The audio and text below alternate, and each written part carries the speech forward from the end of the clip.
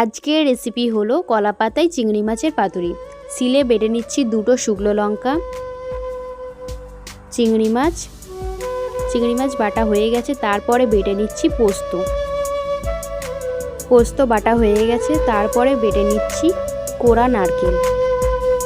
সব কটা ভালোভাবে বাটা হয়ে গেছে। তার মধ্যে দিয়ে দেব লবণ, লঙ্কার গুঁড়ো, হলুদ গুঁড়ো, আদা রসুন বাটা ও সরষের তেল। ভালো করে মিক্স করে নেব। মিক্স করা হয়ে গেছে, একটা বাটিতে তুলে নেব। ঢাকা দিয়ে 1 ঘন্টা ফ্রিজে রেখে দেব।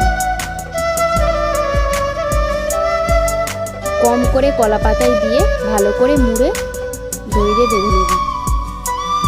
সব কটা এভাবে করে নেব। এদিকে কড়াই অল্প তেল দিয়ে 10 মিনিট ভেজে নেব। রেডি হয়ে গেছে চিংড়ি মাছের পাতুরি।